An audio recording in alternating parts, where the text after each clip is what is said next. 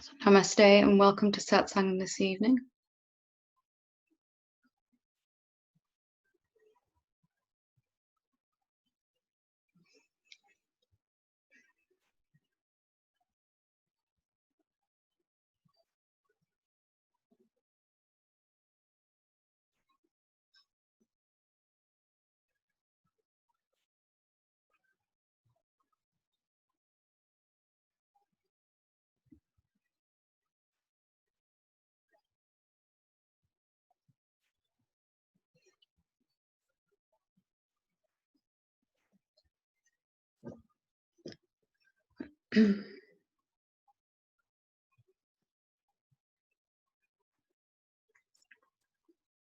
So during this week, as always, there's a certain subject that comes up several times, and that's always a hint that I take from the universe as to what perhaps needs looking at and exploring more. And this week, there's been a consistent theme of imbalance coming up in people's pathways. What I mean by that is really kind of an imbalance of using one technique too much and perhaps another one not enough. And really realizing the self and living as that is a kind of like rowing a boat. And when we're rowing a boat, I've only done it once and I wasn't really very good at it at all. But it struck me that that it's really pretty much like awakening, that we have two oars, and if we're only using one, then we're going to be going around in circles to some degree, or at least not taking the most direct path, the most straight and narrow path there. So any genuine, authentic spiritual pathway where we're actually waking up and succeeding at living and realizing that truth more and more by the day, and living as that, most importantly, it is going to involve certain periods of time where there is quite a lot of activity happening.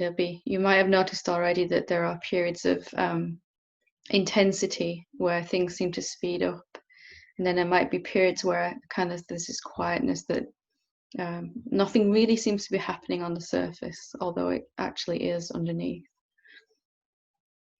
And that's the natural flow of everyone's awakening. There is always going to be a deepening of seeing, and then there'll be some time taken needed to assimilate and come to live as what we've seen to be true in that seeing.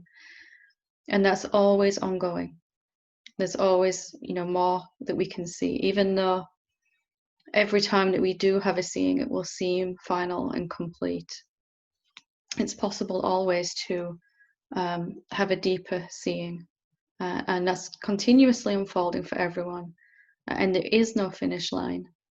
Even now for me, there's a deepening and then an assimilation, and really what you find is that in the most effortless manifestation of that, there'll be a kind of a two-sided thing going on. There'll be seeing, and then there'll be a being that has to happen, sort of being it, and most importantly, stopping being what we're not.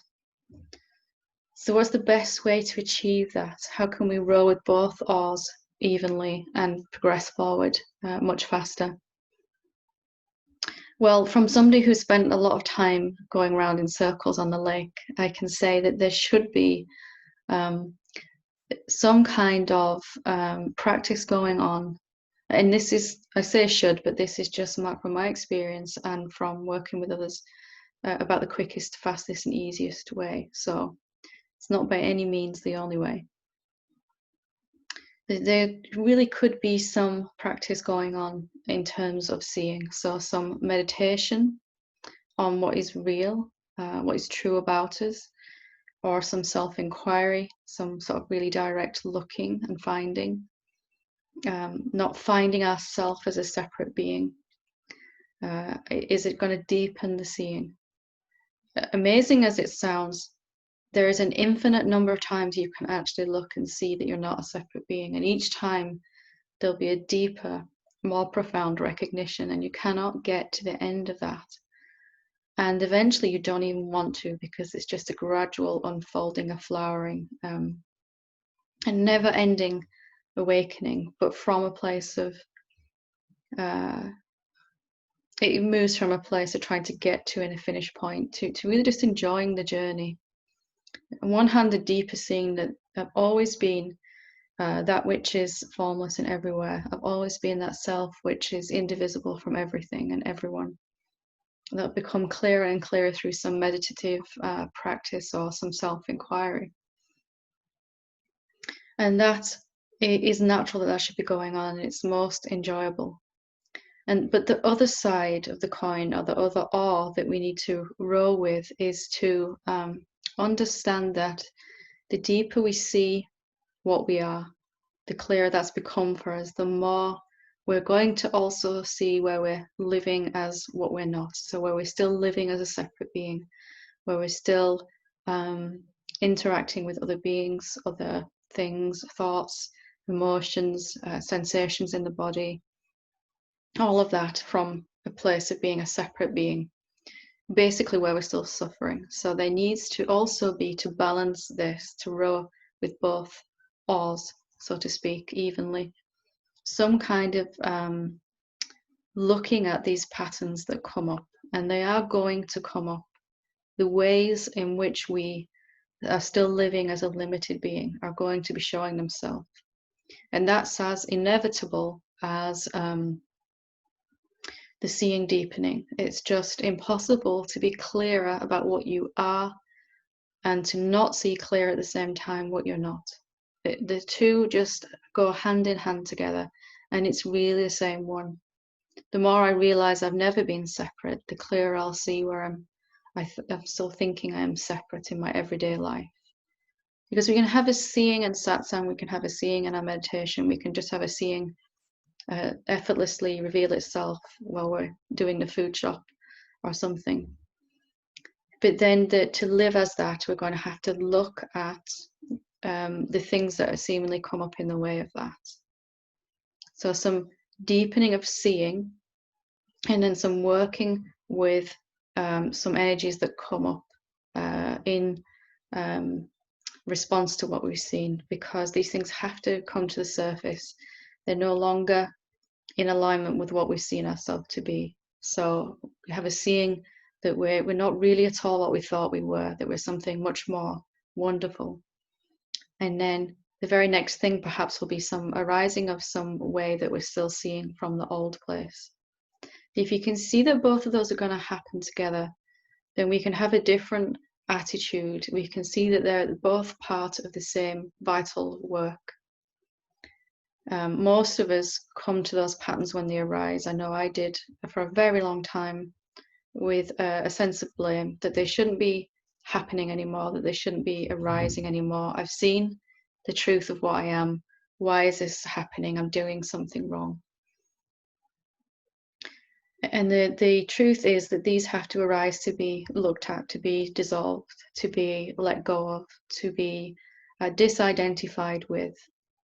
Every time something arises that we need to look at, we can either handle it as the egoic sense of self, or we can handle it as the self, as what we've seen to be true. It's allowed to arise as a deep curiosity as to what it actually is, and to whether it's still relevant or true for us. And then it will dissolve on its own. If this pattern arises, so I'm talking about some karmic pattern, a thing that keeps happening between you and another being, a thing that keeps happening between you and time or money or peace, whatever the repeating patterns are that play, and their corresponding thoughts and negative emotions. We can either look at these from a place of blame, like, why is this happening again? It shouldn't be here. It means that I'm failing in my awakening, or some similar thing. It means I'm going backwards. What if it means you're going forwards? What if it means you've been rowing with both oars when that arises? And what's going to happen if we condemn it when it arises? Nobody at all ever enjoys feeling those things come up again or seeing them play out again. And we don't ever have to like them, but we can come to accept that they're there for a good reason, so that we can dissolve them a bit more, allow them a bit more, love them a bit more. And again, love isn't the same as liking them. So if we're having this imbalance between the two, we're going to find that our pathway stalls out, that we're well, firstly, we'll begin to suffer quite excuse me, in a contracted way. And secondly, we'll might even feel as if we're going backwards, even though that's not actually possible. So too much meditation only, too much inquiry only, can leave us feeling very, very detached from our personal self, our humanity, our the way that the self is appearing as you. And we can sometimes even be in denial of that, and well, none of that is true, it's not ultimately real, etc. And again, I'm talking from my own experience. I don't need to deal with this stuff because it's not real, it's an illusion. It's my old sense of self, and it's really a denial of what's actually happening of this moment. So meditation only is going to bring up these energies to look at. And if we don't have a functioning mechanism to actually look at these energies, then our life is going to get more and more polarized. There's going to be a bigger gap between what I have seen myself to be and how I am living in my daily existence, how I'm interacting with other beings. And we can find that our pathway is very much very different to what we would want it to be, let's just say. All of us have these places in our life where we don't want to look at what's going on, and that is just part of being human. And sometimes that aversion to looking at these patterns can even hide in doing more meditation. There sometimes is this idea that if I just row with this one oar, I can row fast enough to get away from these karmic patterns. I can reach the end of the journey. But to do that, we're going to feel extraordinarily imbalanced. There was a time in my own awakening where I could sit to meditate for hours at a time and reach some most amazing states of even ecstasy and bliss and love, and lose all awareness of time and space and my body and everything. And I really began to think I was getting somewhere. But then when I had to come out of that and function in my daily life, it was just getting worse. There was an absolute large gap that you could drive a tank through or a bus between what I'd seen to be true and how I was living. And that's because of this imbalance. So then I set about doing the other thing, which is what most people do, which is really looking at these patterns, really trying to love them, really trying to accept them, really trying to come to dissolve them. And I completely dropped the meditation for a while, and amazingly enough, my ego regrew itself as a someone that is dissolving egoic patterns. I was a Olympic gold medalist transcending karmic patterns, although they kept popping up as soon as I'd squashed one, another one came up. So both of these are really both ends of the scale as to what we should be doing with our time, what's the most effective practice for us to do. And if you are noticing and paying attention to where you're suffering again, and noticing if there's any avoidance of that suffering and looking at it, then you'll find that the path is straight and narrow and fastest. Our task, so to speak, is to look at and make sure both of these are fairly balanced if we can. There'll be times when you feel really pulled to look at some pattern that's coming up, to finally get to the bottom of it. You could even say that the self has its moods, its moments where it's deeply, deeply introspective. And it wants to really look at something and really come to understand it. And then there'll be other times where it just wants to sit in a silence. It doesn't want to do anything, doesn't want to engage with anything at all, doesn't want to read any books or do anything. And those are fine as long as they're not for the majority of the time. Luckily, life will tell us if we don't have this balance right. There'll be an increasing amount of negative emotion, increasing amount of these karmic patterns in our life. And why do they come up in the first place? You know, why these patterns? Why are they there in the first place? Why are they arising if we're seeing deeper? It's because it's less and less compatible with who we know ourselves to be. More and more, the one being living as your life wants to live this unlimited, infinite peace and joy and abundance. And more, it'll be obvious where we're forcing it through some thought that we are a limited being, somehow a finite, separate being. So it's a good idea just every now and again to make sure you're not rowing with one oar, that you've not got like, you know, bionic muscles on one arm and the muscles are atrophied on the other arm completely. If that is occurring, then it's usually just because some unconscious resistance is coming to the surface. All of us have a natural tendency, as I said before, as human beings, to want to avoid pain. And to a certain extent, that will function in your awakening too. It takes a little maturity to look at some negative emotion, to look at some pattern that keeps repeating, to not run away from it, or to not spiritualize it away, that it's not real anyway. It's not real, but the body is still living as if it's real. The mind is still living as if it's real. So it could be that we could help the body and mind to dissolve those energies. So both of these aspects are the same thing, really, but it will feel like two different things in the actuality of our unfolding awakening. So there's always this deepening of seeing and then coming to be what you've seen. That's infinite, and you're never going to get to the end of that. But you can, instead of waiting to get to a finish line that doesn't exist, you can start to enjoy. Each time you do some meditation, you know, hopefully there's deeper peace, deeper connection, deeper oneness, deeper fulfillment. And each time you really, really look at something that's arising that you don't want to look at, you'll also be rewarded with deeper peace and deeper clarity and insight into the nature of yourself, the self. So both of those can be a means to the same thing that we all want, which is peace, unbreakable peace. And we'll only really suffer if we're not willing to row with both oars.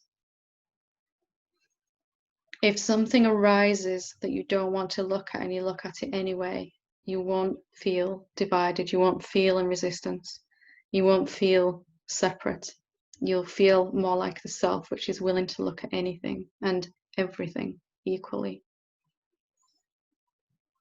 If something arises and we're turning away from it, it will be getting worse, it'll be becoming more chronic, it'll be arising more frequently, it'll be arising stronger each time it arises. So that's the way to really to look at, am I actually really looking at this? Am I really actually absorbing this back into the peace? Am I transmuting these frequencies back into silence?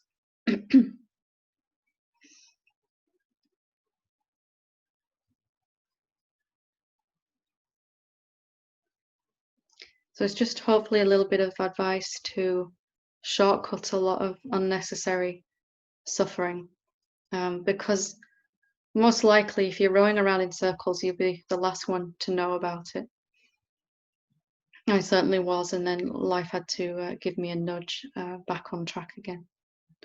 And just like anything, if you set off to make a journey, eventually at some point along the journey you need to just course correct a little bit. You need to just check that you're still on the right path. that you haven't taken the wrong route down a side street that's going nowhere. Never more so with anything other than our own awakening. So if anybody is rowing with Wara and would like some help to get back on track again, I'll open it up now for questions, or if anyone wants to share anything in particular that's been happening with them this week. If you want to ask a question, you can click on participants at the bottom of the screen and scroll to the bottom of there and click on the blue hand to raise your hand. Thank you. Okay, so we'll go with Glenda. She's already ready to go. Hi, Helen. It's the first time I've been here. Hi, nice to meet you. Nice to meet you. I'm from British Columbia, Canada. I've been listening to your satsangs and have really enjoyed them. I really appreciate this topic of imbalance. As you were speaking, I realized my imbalance is more listening to audios, listening to satsangs. I can listen 10 hours a day, walking, driving, doing anything. And I don't put the effort in, as much effort in any way, into the meditation or self-inquiry. Mm-hmm. So a little example, and I'll go on retreats and I'll be blown away by retreats. Last week I finished a self-inquiry retreat. Mm-hmm. And so a little example is, so Friday, the self-inquiry retreat ended, 2:00. 3:00, a friend's supposed to arrive and we're gonna go walking. Well, she didn't show up until 4:00 and didn't call me. And I was so put out. And all I could remember was from the retreat is accept everything, you know, nothing's happening to you, it's for you, and all these things. And so I was pushing it down for the hours, fighting these things. When she arrived, vomit came out of my mouth. I blasted her. What? You're late again? You're always late? Don't you have any respect? And as all this was coming out, I could see that I wanted to stop it, but couldn't. Yeah. And this is something that I'm seeing in my life often right now, that the words from the satsangs retreats are in my head, and life experiences are happening, and I'm doing the opposite. And so there's nothing more painful than that, is that you're kind of watching yourself play out this pattern that it's like, oh, not this again. I know. So any advice you have? Well, I'd say firstly just to accept that, if you can, what you've just described is pretty much everyone's awakening at some point. It certainly was mine as well. I was doing about 3 hours meditation a day or more. The rest of the time I was, you know, even while I was cooking, I had my laptop next to me and I was watching some satsang or something. I was the only person I ever knew that sat on the beach reading I Am That and actually missing the beach, you know. I always had at least 3 books in my bag, just in case I got bored with one and, you know, wanted to go to the next. And it was like I couldn't give myself even a minute without engaging my attention somehow, you know, without having something. And finally I got absolutely sick of it. I was annoying my own self so much that I was like, right, I'm going to just go cold turkey. And I just put the books down and I stopped the satsang.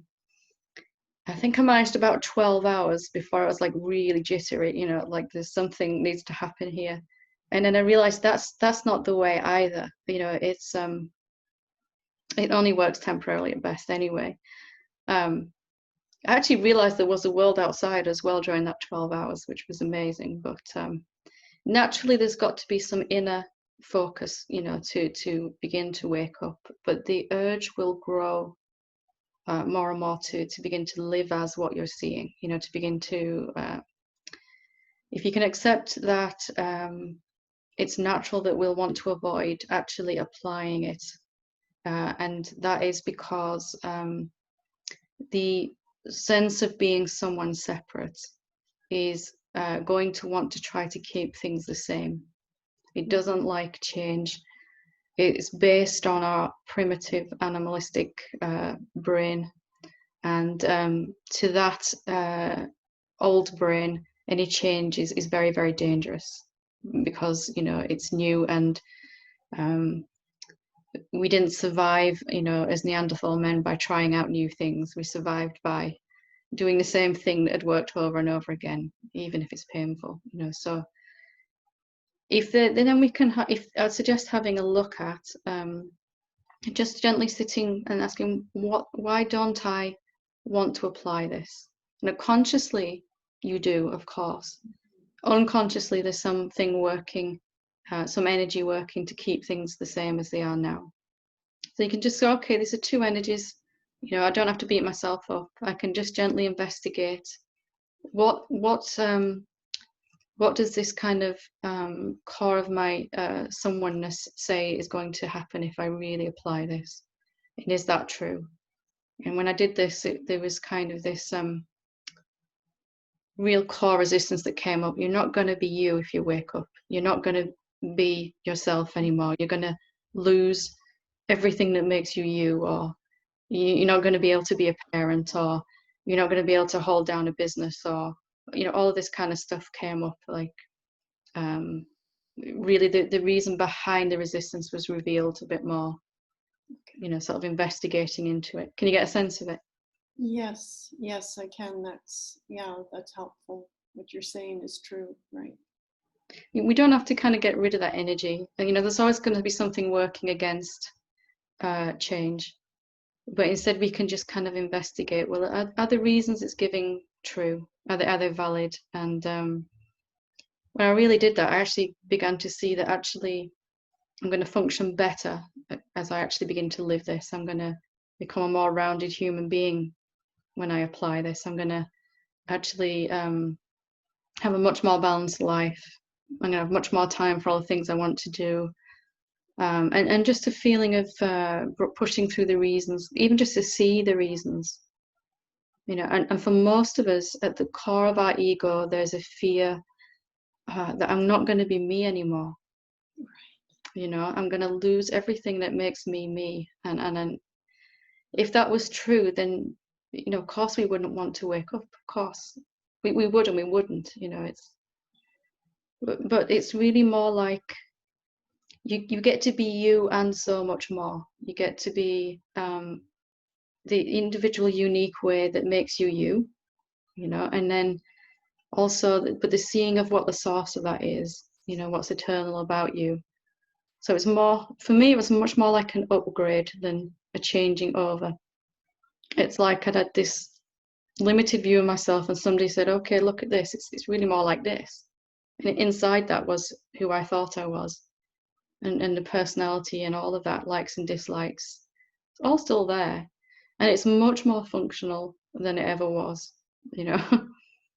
And probably that's what the core of the resistance is. I'm going to lose something.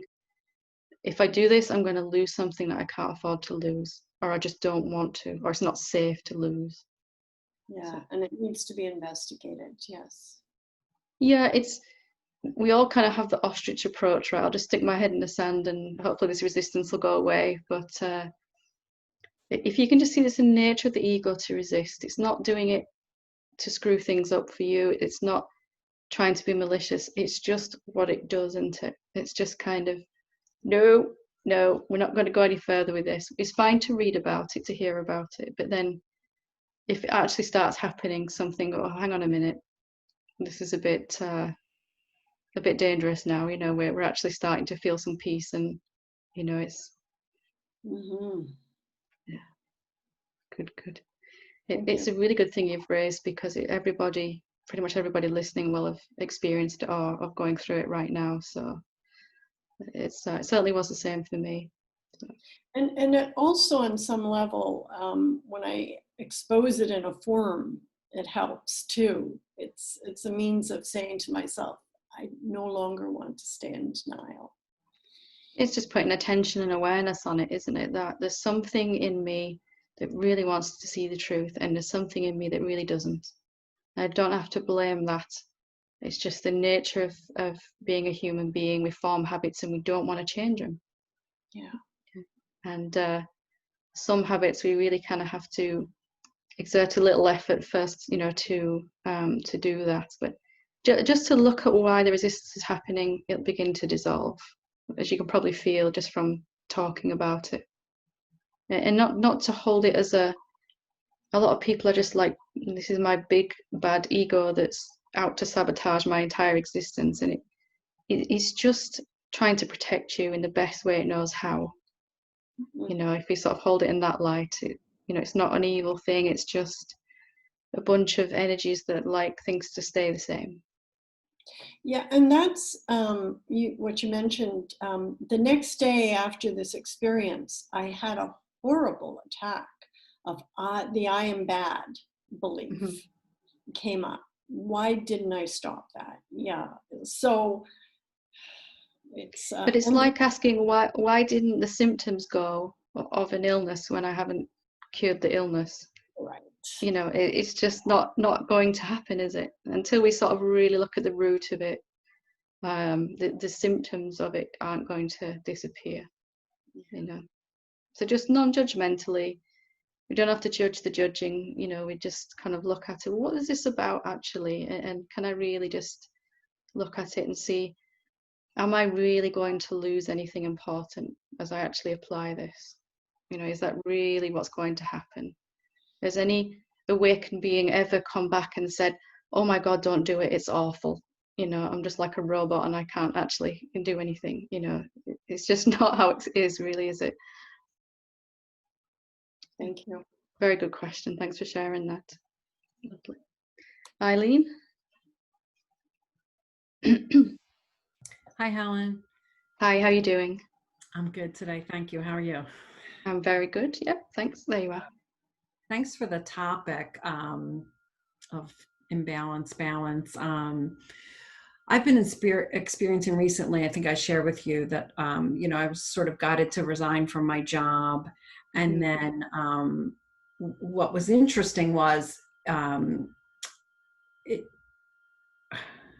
I then, similar to what Glenda was saying, I was like, okay, I have all this time. I was signing myself up for so I went from working as like, in my normal job to then the spiritual worker. Like, again, I just filled up myself with a different focus of, okay, I'm not going to be doing this, but I can't just sit still. Now I'll do this. I'll do the spiritual work.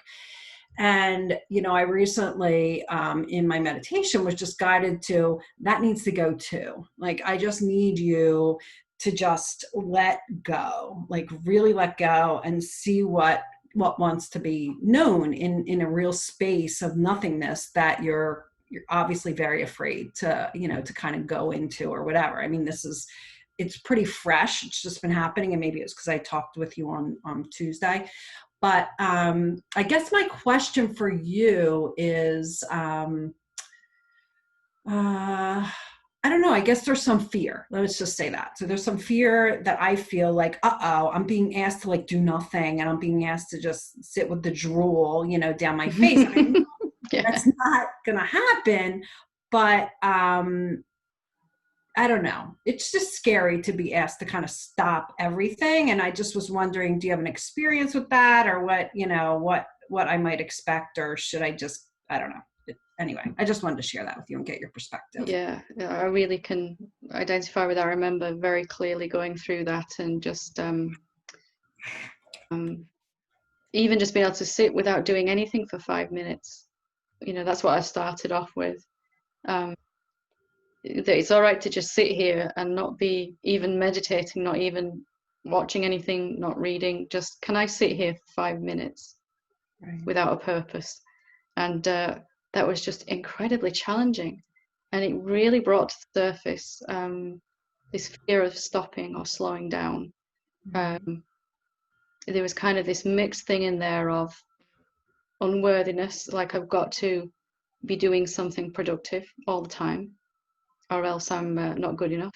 You know, I've got to, this thing that was just trying to prove my worthiness my entire existence, through being a mother, through being a business owner, and then through my awakening, you know, trying to various other things as well. But sitting there for 5 minutes wasn't getting anything done, you know. So it was there was this core restlessness that came to the surface, which I've seen in pretty much everyone. This agitation, this kind of almost feels like you've had too much coffee or something. Just kind of, I just can't sit here and do nothing. It's just in the core of most people, this sense I've got to do something. So for me, it was a mix of unworthiness, you know, got to keep moving, can't stop. And also a fear that when I actually do stop, I'll like it and I'll never get going again, you know. Yes. And you know, if you Eckhart touched Tolle upon on the, the say again. park bench for 2 years. Eckhart Tolle sitting on the park bench for 2 years, like Yeah, that. and Ramana, you know, 3 years he had to, you know. Exactly. So Okay. I can't do that. I'm a mum, you know. I've got a business. At the time, I was I've always had different businesses. I can't remember which one, but so I just kind of I looked at that, and because again I see it in a lot of people, it comes up a lot, and I just again noticed ego's tendency to be very black or white with it, all or nothing. All right, well, can I sit here for 5 minutes? Can I completely absolutely enjoy drooling for 5 minutes, you know, when I go back into meditation? And really questioning, is it true that I won't ever get going again? You know, because am I actually the one stopping even, was what came out of that deep sort of looking. And there was more of a seeing that I've always been completely still, and it's the ego that's kind of, and the body that's driven by that. You know, so that there's nothing to actually change when I really let go, because I'm not that one that's fearing it anyway. Just became clearer and clearer. I'm already silent. I'm already still. And maybe it's just going to do the body some good if I can actually sit still for 5 minutes without feeling completely unworthy. You know, so hopefully that sort of pokes up the energies that are around it too for you. That well, you know, if I'm if I'm actually just able to sit still and feel adequate for 5 minutes, what's going to be the drive to wake up further? That was the other thing that came up. Yeah, I've been praying to really, really just be of service. You know, where do you want me? How do you want me? And I'm thinking that part of the fear is I'm going to get the answer and I'm not going to like it. You know, I'm professing this willingness. I'll go wherever you want. I'll do whatever you want. You know, I don't have a job anymore. I don't have this. I'm yours. And yet I'm like, oh, I don't know. You know, I think there's, like you were saying, we pray to the self, please show me how I can be of greatest contribution to the world. And it says, sit on the sofa for 5 minutes and do nothing. Right. Like, oh my God, anything but that, you know, and just give me something work to do. But it just really exposes that within us, doesn't it? That unworthiness is probably, you know, still in there to a little degree. And, you know, the thing about praying is you get the answer immediately, right? Immediately. And we're looking for some grandiose purpose, but actually, can I just sit still for 5 minutes? You know, that's enough to start with. My girlfriend and I used to joke because I would pray for more energy and I would hear exercise and I'd be like, I'm not that God. Like, give me another answer. You know, it's like, well, when I have more energy, then I'll exercise. Yeah, exactly, right. Yeah. So, great, thank you.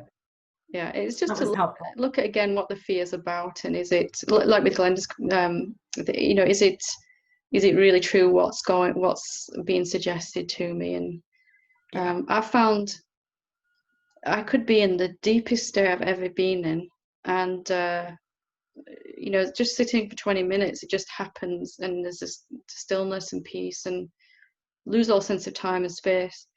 And then suddenly my eyes would open, I look at the clock, and it's time to do the school run. Yes. So like, hang on a minute, this is all a bit of a con, really. The self knows completely what's going on, and Yes. it's and the body just moves spontaneously when it wants to anyway. You'll kind of be more and more aware of that. Yeah, I wrote down, it's the joke that I've been doing anything anyway, like, so it's that I'm stopping or I'm going. I mean, really, it's really stepping back and reminding myself that I'm being done. I'm not doing much of anything here. There's part of you that's doing, and that'll just do by itself on the body and mind. Right. But all of our problems, how do I surrender? How do I let go? How do I jump off this cliff into the unknown? They're very clever problems of the ego that really have nothing to do with us when we really investigate it. It's actually, I'm just fine as I am. I've always been this. It's much easier to see deeper. And my mantra for a while was, is this really my problem? Because it really seems like it is, but it's when we really look, it's not. It's do we even have to be the one to slow down? Although experientially it does feel like there's a slowing down going on. But that's just a byproduct of what you're seeing, the deepening seeing. Naturally that reflects more on the body and mind, and when the body's not needed, it'll sit still more and more. We used to kind of have a little joke about this when I used to run meditation groups, and there's 20 people in the room, and like 19 of them are twitching. There's one person in a really deep state and almost drooling, and the rest of everybody else is shuffling around, yawning and sneezing, and that's the meditation for them, isn't it? Right. Yeah. Wonderful. Right. Very helpful. Thank you. Good question again. Lovely. Kelly?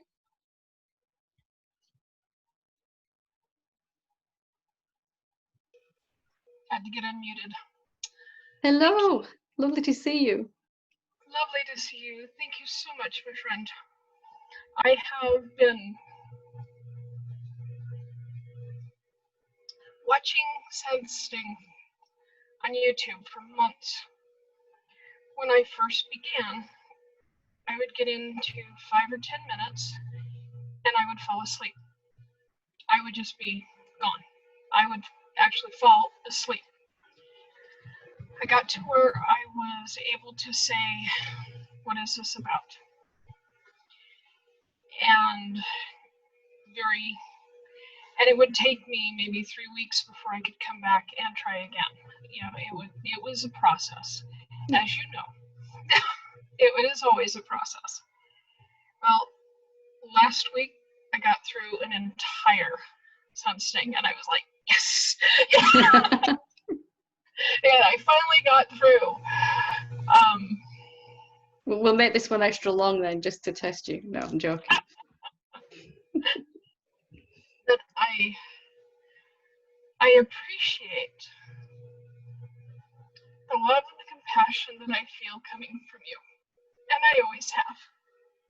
Through all the many years, even though we haven't been in constant contact. I am extremely grateful. And I am hoping that I can continue assisting and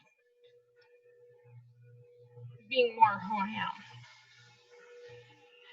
And I know that's not quite the right words, but it's the words that I have right now. Okay, they're beautiful words. They're absolutely beautiful. When I raised my hand, I started into that very familiar anxiety attack. Because, if I raise my hand, if I'm noticed, I'm going to be attacked. And so I was really grateful that you were visiting with somebody else, because I was able to say, is that true? Has it ever happened with Helen? Is there any real reason for that? Have you been attacked before? Yes. Has it happened with Helen? No. So I just want to express my gratitude.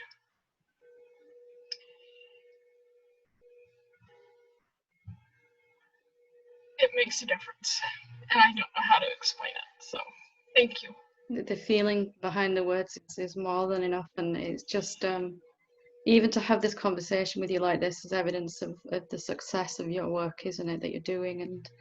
And just to be able to look into it, as we were saying before, to really see what it's about, and to just keep going. You know, it doesn't matter how long it takes to overcome anything, does it? As long as we're just gently moving forward with it at our own pace, it's absolutely perfect. You know, and it's just lovely to actually have this talk with you. I know, you know, what you've been through. I know what it means that you're here online like this, and it's not an easy thing to do, is it? You know, I still get nervous, believe it or not, before I do satsang. You know, I might look all zen, but sometimes, you know, it's like nerves now. But yeah, it's not the easiest place to speak up. So I really, really appreciate you doing so. It's been a wonderful journey that we've been on together so far, all these years. I'm sure it'll get even better as we move forward. Thank you. Thank you. Okay. Ian or Maggie? Ian?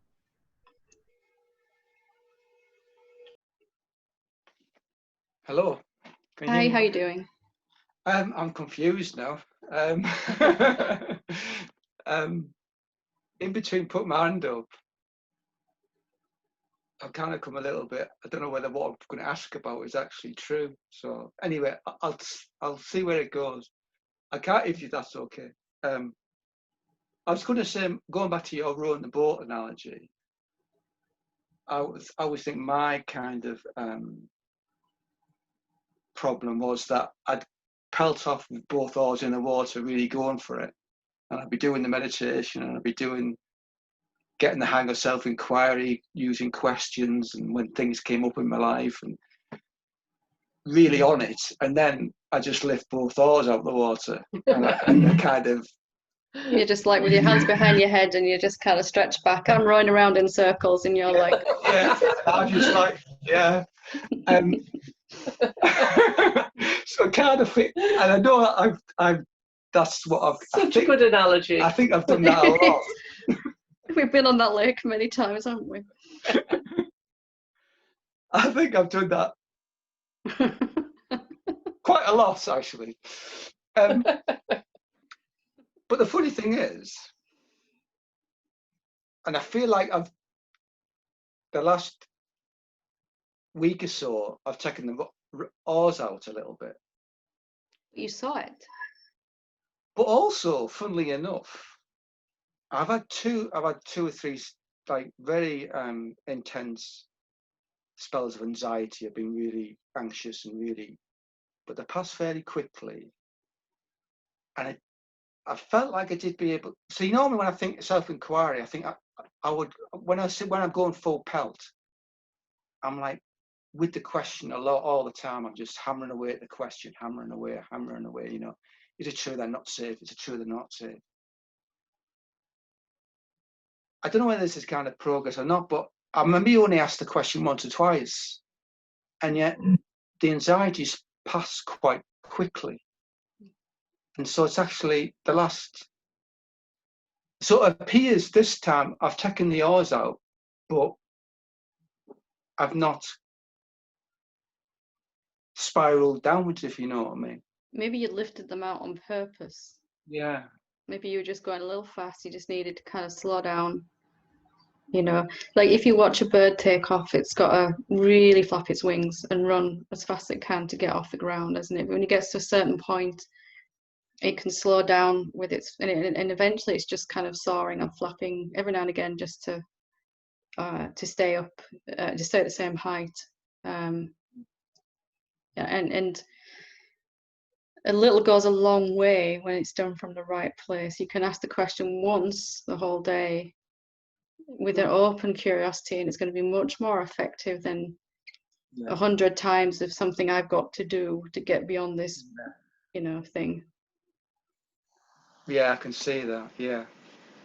And almost asking the question, is this really true? At that point becomes only the verbalized uttermost tip of your just kind of your general openness. I really want to look at this thing. You know, I don't want to hide from anything type of energy that we've got going on inside. So sometimes there'll be a knowingness that it's not really about effort in that way, is it? Although we all start off by, you know, trying to Olympic rowers, you know, but then more is not necessarily is going to get us there any faster, is it? In fact, sometimes we end up going backwards when we try to do too much because we burn out and can't sustain the question until the pattern's completely gone. So there's the longer you row with both oars, the more effortless that becomes, because you're going in a straight line anyway. You don't have to keep course correcting or starting again from zero. But I think that's what's occurring with you, is just an automatic openness that comes as a habit then, rather than something you've got to keep cultivating. And yeah, because there was a little bit of thought about, oh, I've just gone back into that pattern again, and I've just taken the hours out, and I'm not doing, you know, I'm kind of like avoiding things. yeah, but if you were, you wouldn't know that, would you? You'd just be avoiding. You'd just be laid back in the boat going, this is a nice day. Yeah. You know, is it possible to wonder if you're avoiding something and actually be avoiding it? Or if you were successfully avoiding looking at something, you'd have to be doing something else to keep your attention away from it, wouldn't you? You'd have to be, to even look at, am I avoiding this? It's just not possible to do. Yeah, I get you. I understand that. Yeah. Good, very good. Lovely, thank you. You might need to row a few more times. Don't put the oars down completely. Yeah. Yeah. No worries, I will. Thank you. Good, good. Cheers. Thank you. We'll go to Steve. Hi, Helen. Hiya. Excuse me. I totally identify with Ian. That stuff. Very, very similar. I've just I noticed last week during a few days that the intensity has gone. It gone, not gone, but I was sort of cruising, if you like, pleasantly in the. Felt comfortable, but no, it's not exciting, you know what I mean? And then somewhat rattled me. So it's just something I need a bit more. I've seen it before, needs a bit more work. So I'm back to, am I safe, you know what I mean? But the one that really gets me, or troubles me, should I say, is I was talking to somebody the other day, more of an AA member, about programs and this and that. And she's been around about 3 years. And she's still talking about doing these steps. And she had about 14 sponsors, and there's all something wrong with sponsor. And I was saying, look, you don't want to do this. Oh, I do. And I say, you don't want to do this. Otherwise, you'd have done it by now. But it's a sponsor. It's not the sponsor. Eventually, I started getting a bit angry. I give it rid of the right act anyway, you know what I mean? I said, it's you that don't want to do it. Stop kidding yourselves. I'm sick of hearing it type of thing. And she said, right, I'm putting the phone down now. And she went. And we're really good friends, you know what I mean? I thought, why have it ever up there, you know, why have it over the top? Do I owe an apology? Blah, blah, blah, you know what I mean? And I thought, well, do I? Or do I? I couldn't work out whether I do or not. So I thought, well, I'll leave it in the air, so it sort itself out, see what happens. But within an hour, I'm phoning her up. But she didn't answer me, so that compounded it. She's really fell out with me. Blah, blah, blah, blah. And then I saw her at me. And I sent her a text apologising, actually, basically, what I did. And she said, you don't need to apologise to me, blah, blah, nothing wrong. So what's going on there, then? You know, I don't want to apologise. Yeah, go on. Something similar happened to me, and you know, a long time ago, and I if somebody didn't reply to my phone call or my message immediately, it was, oh my God, they don't like me. You know, that I've really done it this time or something. especially given the nature of what I do, I have to be direct sometimes, and you know, sometimes that backfires, sometimes it's greatly received. But if we notice our stories around that, you know, that to be direct, I really struggled with for a long time. But sometimes that's the best way to love someone, isn't it? And you know, if she didn't answer the phone when you phoned her back, she could have been in the middle of a food shopping or talking to someone else, or because our mind goes to the worst case scenario, you know, completely.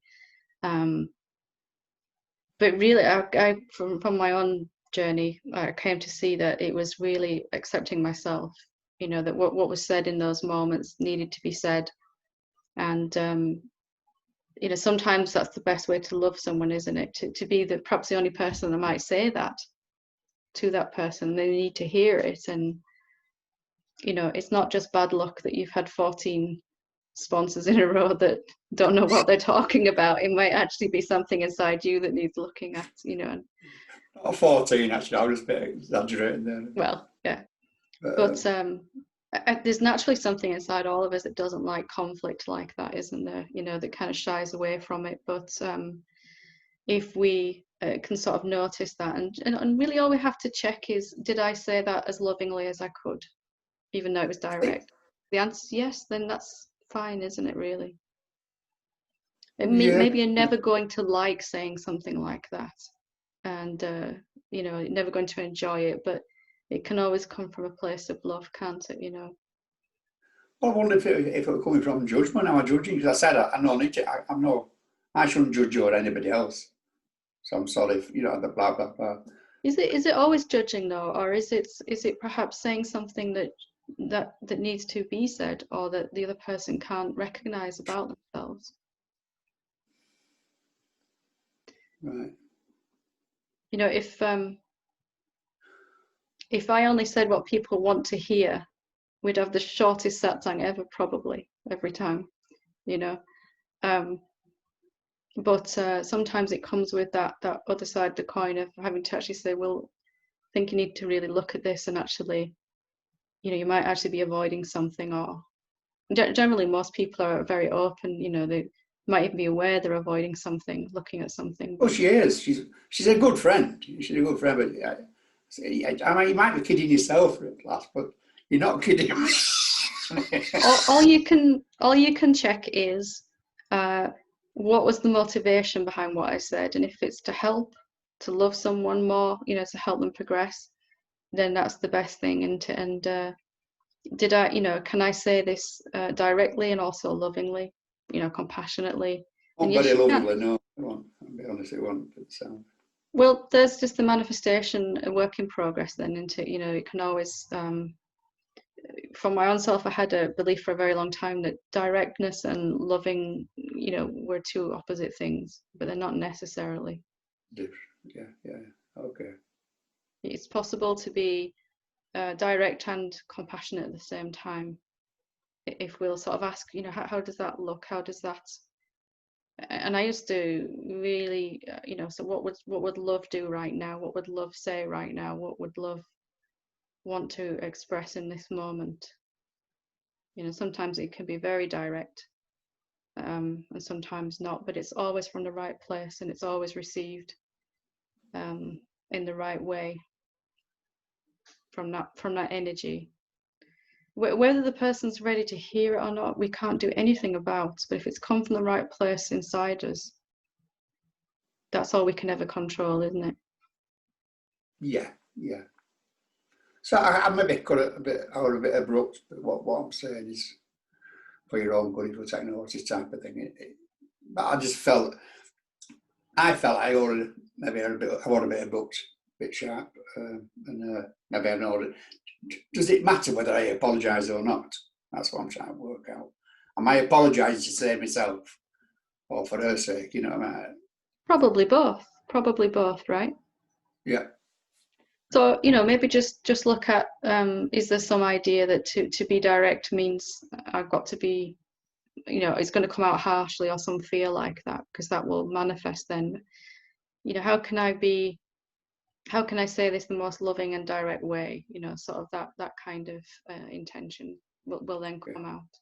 It's always, manifestation is always in progress. It's never the finished article. It's always improving. So even if you have to say something like that again, you go, wow, I really felt like I said that with compassion, but also got my point across, and it can still get better even then, always. Okay, thanks. Just to notice where you're kind of second guessing yourself afterwards. That's the one I don't like, yeah. Confusion goes right through me, just throws me. Yeah, so just to look at, you know, why do I need to do that? Why am I doing that sort of constantly? After these things have happened, why am I sort of looking back and undermining myself? You know, if you've looked at your motivation behind saying what you said, and your motivation is as pure as it can be, then that's really all you can control, isn't it, in that moment? The words will come from that pure motivation then. I'll finish now, but what it brings up a little bit with me is it still my need to be right? Mm. So that's, I suppose, that got in there. You just need to be right, and she has to know you're right, or is it a bit of ego flying about here? That's all I'm looking at, you know what I mean, afterwards. Yeah, well, just a sincere desire to see that, if that is the case. You know, where is this coming from? Is it coming from my desire to be right, you know, which is, you know, a very common thing for human beings, or is it coming from my desire to help? And probably it's a mixture of both, less and less of one and more of the other. You know, at first it might be 100%. Well, I've got to give you a piece of my mind. You know, all of us do that. And then, but more and more it's a switch over, and it's not all or nothing. It's not black and white again. For a little while it'll be both. Okay. You know? And you don't need to judge yourself for that. It'll, you know, just to, okay, there's still a little wanting to get my point across, but you know, I can just look at that and go, well, it's changing. You know, it's not like it used to be. I'm making progress with it. Oh, it's good, definitely. I was thinking that I am progressing. There's no crazy stuff. There's no dramatic stuff anymore. I'd say don't say anymore. What should come tomorrow, but it's steady away now. I do feel if there's any stuff, kind of you know, sort of egoic motive behind what's coming out, we can just notice it, but don't push against it. Don't say it shouldn't be. It'd be nicer if it was a higher expression. That's a really nice way to hold it without saying this one is wrong. You know, is there an even better way to express this? It's a different energy, isn't it? You're not judging. Definitely. If you're judging the judging, then it's never going to stop. It's just not ever going to stop, is it? No. Just sorry. So hopefully that helps. It does. Thank you. Lovely. Thank you. Okay, so we will leave it there for today. I hope it's been an enjoyable experience. I've really enjoyed some wonderful questions tonight. Thank you. Namaste. Namaste.